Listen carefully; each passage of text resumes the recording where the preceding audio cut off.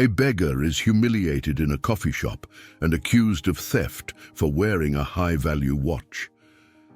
On a busy corner of the city, Julian, a man with graying hair and a face marked by time, adjusts himself in his worn blanket.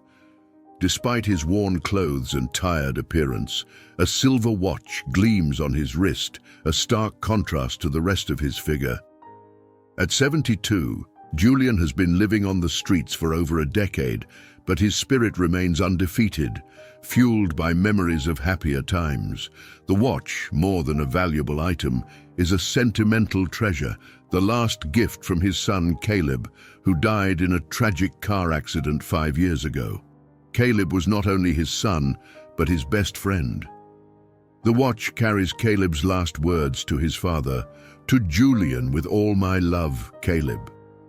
On this day, as on many others, Julian slowly walks to the local coffee shop, a place he often scours for leftover food. He knows the routines well and waits patiently for customers to leave behind what they no longer want. However, today is different. With a few coins gathered throughout the week, Julian decides he will buy something to eat, a small luxury to ease the day-to-day sorrows.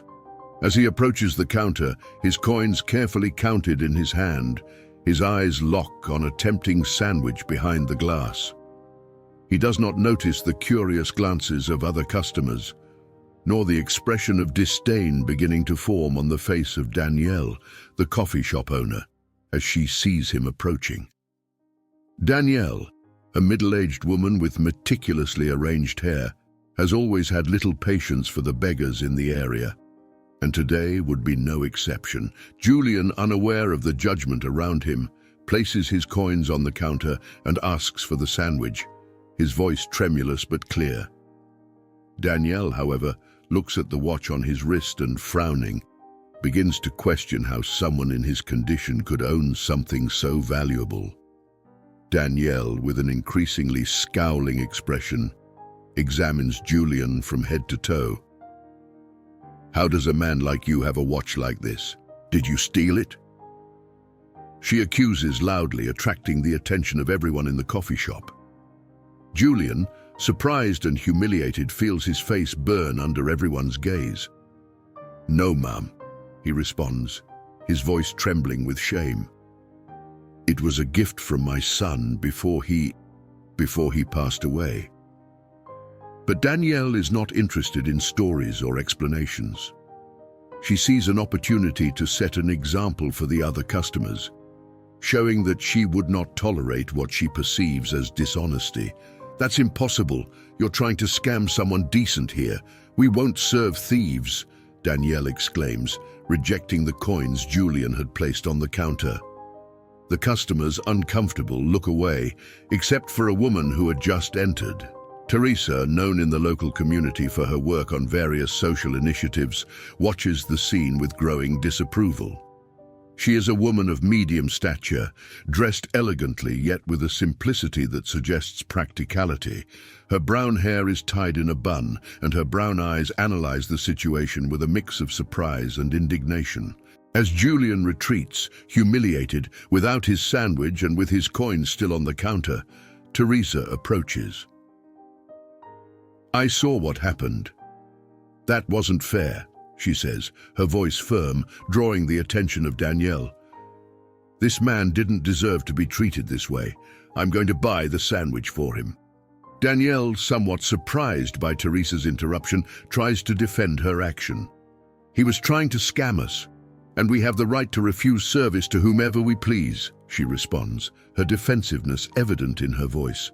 "Not when it's based on rash judgments and public humiliation," Teresa counters, her voice calm but laden with authority.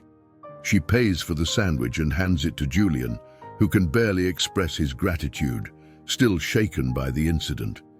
Teresa then turns to the other customers, many of whom are still watching. "We all can face hard times. Today it's him. Tomorrow it could be any of us. Let's try to remember that and treat each other with a bit more compassion and less judgment." The ensuing silence is palpable. Julian, with the sandwich in hand, feels a mix of relief and shame, while Teresa invites him to sit with her to eat together. Teresa's simple yet powerful gesture not only alleviates the immediate situation, but also sows the seeds of a greater change that was to come. Sitting together at a corner table in the coffee shop, Julian and Teresa share the sandwich. As they eat, Teresa observes Julian more closely, noticing the careful way he handles the watch on his wrist. "That watch seems very special to you," she comments, breaking the silence that had settled between them. Julian looks at the watch, his eyes lighting up slightly. "Yes, it's very special. It was the last gift from my son, Caleb, before he died." The sadness in his voice is palpable, and Teresa feels a pang in her heart upon hearing his words. "I'm sorry for your loss," Teresa responds, her voice full of empathy. "Losing someone so close is never easy, and that watch, it must bring back many memories." Julian nods, encouraged by Teresa's genuine concern. "Caleb was everything to me. After he passed away, I lost much of my will to fight. I ended up here on the streets, but I've always kept this watch as a reminder of him." Teresa listens intently, her mind working quickly. She already had an idea forming in her head, an idea that could not only help Julian but many others in similar situations. "Julian, do you think we could use your story and the story of this watch to help other people? To show everyone that even in the toughest circumstances, there is dignity and stories that deserve to be heard?" Julian looks at her, surprised by the suggestion, but then, slowly, a smile begins to form on his face. "Yes, I think I would really like that," he says, hope beginning to shine in his eyes for the first time in many years. Encouraged by Julian's response, Teresa continues, "I work with various community projects here in the city, and I think we could start something to help people like you, using your story as a starting point. Maybe a community center or some type of assistance program." Julian nods, moved by the idea that his experience could somehow contribute to something bigger. "I would like no one else to have to go through what I went through. If my story can help, then I want to share it." As the conversation flows, Teresa and Julian begin to outline more concrete ideas. Teresa, with her experience in leading social initiatives, proposes organizing an event to launch the project, involving the local community and potential sponsors. Julian, for his part, offers to talk about his life and the meaning of the watch, giving a face and a voice to the often inaccurate statistics about the homeless population. After the initial planning of the event and the community center, Teresa invites Julian for a coffee in a quieter place, where they can continue the conversation without interruptions. Seated in a small cafe overlooking a serene park, Teresa pulls out a notebook and a pen, ready to jot down more details about Julian's life and the story behind the watch. Julian, now a bit more comfortable in the presence of Teresa, begins to tell his life story from the beginning. "I was born into a middle-class family. My father was a merchant and my mother a teacher. They always strove to give me a good education and a home full of love," Julian starts, his voice laden with nostalgia. He continues, "I had a happy childhood and a fairly peaceful youth. I got a good job after college, married my dear Chloe, and we had a son, Caleb. He was our pride and joy." Julian pauses, looking at the watch on his wrist, a sad smile on his lips as he remembers the happy days. "But things began to change when we lost Chloe to cancer. It was a devastating blow for me and Caleb. He was only 15 at the time. I tried to be strong for him, but the pain was immense," Julian admits, the sadness evident in his voice. "In the years that followed, Caleb grew up and became an incredible man, full of life and love. He became a successful entrepreneur but never stopped caring for me. On my birthday, just before his tragic accident, he gave me this watch," Julian says, touching the watch reverently. "After Caleb died, I just fell apart. I lost my job because I could no longer focus on work. Without Caleb and Chloe, and with debts piling up, I eventually lost our house. Without family, without a job, and without a home, I ended up on the streets. This watch is one of the few things I managed to keep with me. Julian concludes, tears shimmering in his eyes as he looks to Teresa, seeking some understanding. Teresa, with tears in her own eyes, takes Julian's hand. Your story is incredibly moving, Julian, and it shows how quickly life can change. Let's use your story to illuminate the realities of hardship and the importance of compassion and support. Before they continue, she takes a deep breath, deciding that this is the moment to share something deeply personal that also influenced her decision to start this project. Julian, before we discuss the details of the institution, there is something I need to tell you, something that connects us even more, and that has been a big part of the reason why I feel so compelled to do this. Teresa begins, hesitantly. Julian looks at her attentively, sensing the seriousness in her tone. I knew your son, Caleb. We were very close. In fact, he was the great love of my life, Teresa reveals, emotions making her voice tremble. When he passed away, a part of me went with him. This pain, the loss, I understand much of what you feel, Julian. Julian, surprised and moved, finds himself at a loss for words immediately. Tears form in his eyes as he absorbs the revelation. That explains the connection I felt with you since our first meeting. Caleb was such a bright light in so many lives, he responds, his voice choked with emotion. With this new layer of personal connection revealed, Teresa proceeds to detail the plan for the community institution, now named Caleb's Community Institution, in honor of Julian's son. This institution will be dedicated to helping those who are homeless, offering not just basic assistance, but also opportunities for rehabilitation and reintegration into society. I want this institution to be a legacy of Caleb's generous spirit and a tool to change lives, just like his changed ours. Teresa outlines the goals of the institution. Immediate assistance such as meals and clothing, access to medical care, vocational training programs, and help finding employment. She explains how she plans to engage the community, establish partnerships with businesses, and organize events to raise funds. Julian, deeply touched and now even more motivated by the memory of his son, expresses his full support. This is wonderful, Teresa. I can't think of a better way to honor Caleb's memory. I'm with you in this. They spend the rest of the meeting planning the launch event for the institution.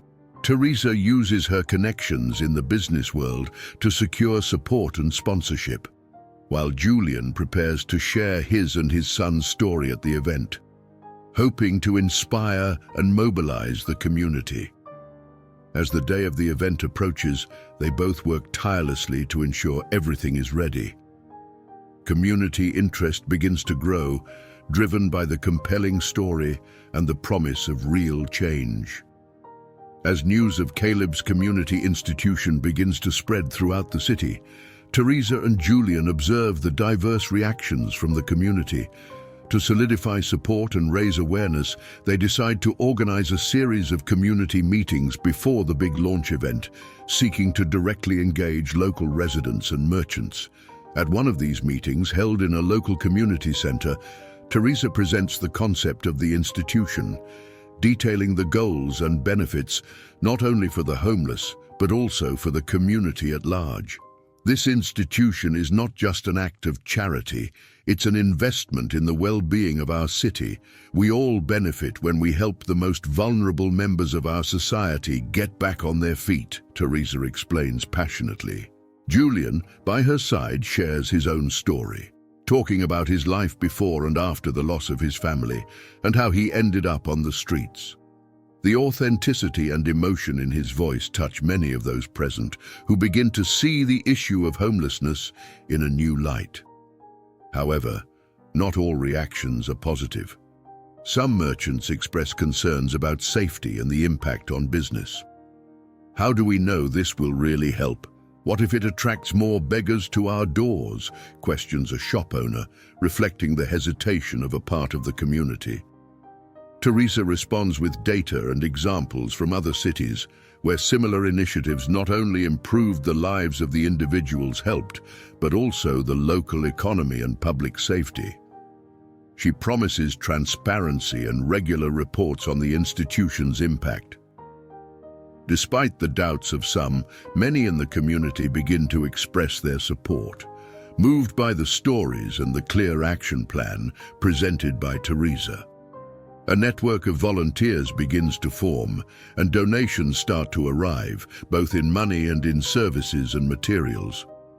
Among the supporters, one figure stands out: Danielle, the owner of the coffee shop where Julian was humiliated. After reflecting on the incident and the role she played, she decides she wants to be part of the solution. Danielle approaches Teresa and Julian after a meeting, offering her cafe as a venue for fundraising events and meetings. I've been thinking a lot about what happened. I was wrong, and I want to help, Danielle admits, visibly uncomfortable but sincere. Danielle's offer is a turning point, demonstrating how the community can begin to come together to support the cause. With increasing support, Teresa and Julian feel more confident about the success of the launch event. They spend the following days finalizing details, promoting the event, and collaborating with the growing network of volunteers who are eager to make a difference. The night before the event, Teresa and Julian review their speeches and the event timeline, each feeling a mix of nervousness and excitement. "Tomorrow is just the beginning," Teresa says to Julian, who nods, sharing the sense of anticipation. With the community beginning to unite and the launch event approaching, both hope that this will be the first step in a long and fruitful journey that will transform lives.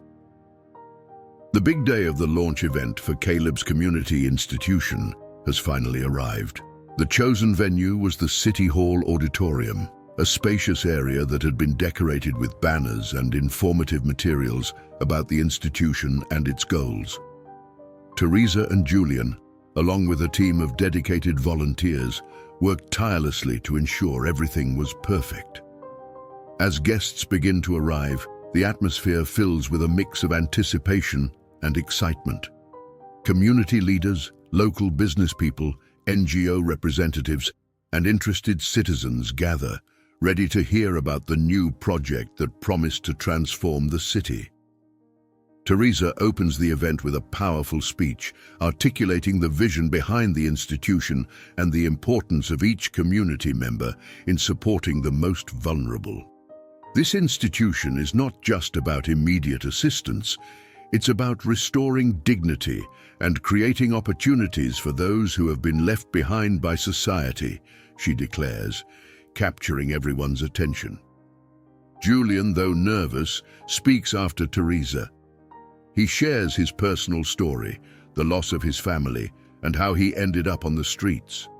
His narrative, filled with emotion and sincerity, deeply touches the listeners.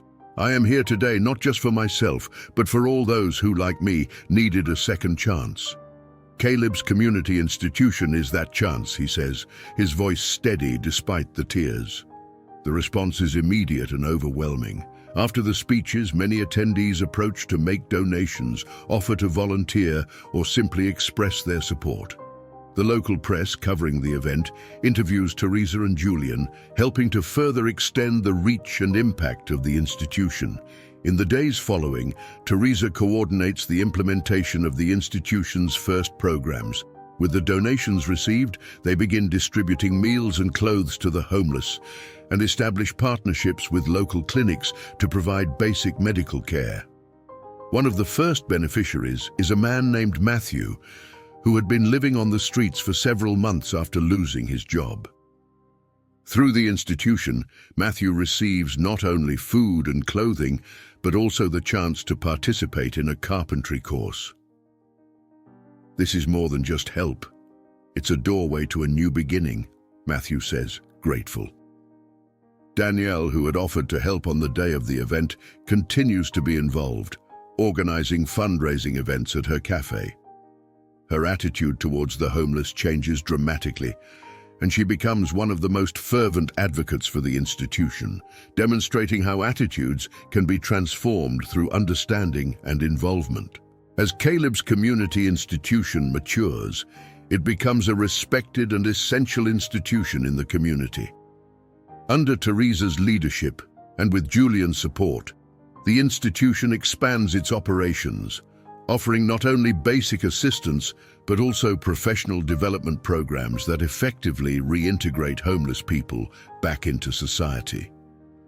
Julian, rejuvenated by his role in the institution, finds new purpose in life. He frequently shares his story at events and schools, inspiring others with his experiences and the message that it's never too late to transform a life. The community sees him as a symbol of resilience and renewal, and his influence is crucial in giving a voice to those who are often overlooked. Teresa, in turn, is widely recognized for her commitment and leadership. Her dedication to the cause and her ability to unite people from different walks of life earn her numerous leadership awards. Through her management, the fund not only helps people regain their lives, but also changes public perception about the homeless, promoting a deeper, more empathetic understanding of social issues. Caleb's legacy, though marked by tragedy, lives on through the actions of the institution. On the 5th anniversary of the institution, a statue of Caleb is unveiled in the central park of the city. The statue, depicting Caleb looking hopefully towards the horizon, becomes a place of reflection and inspiration. The unveiling ceremony is poignant, with Teresa and Julian sharing memories of Caleb and highlighting how his memory and spirit drove significant changes in the city. As Julian's story intertwines with Teresa's and so many others touched by the institution, the community as a whole is transformed. Community bonds are strengthened, and the city is often cited as an example of how compassion and community action can create a more inclusive and supportive society. If you like this story, don't forget to subscribe to the channel, like this video, and hit the notification bell so you don't miss any of our upcoming videos. See you in the next story.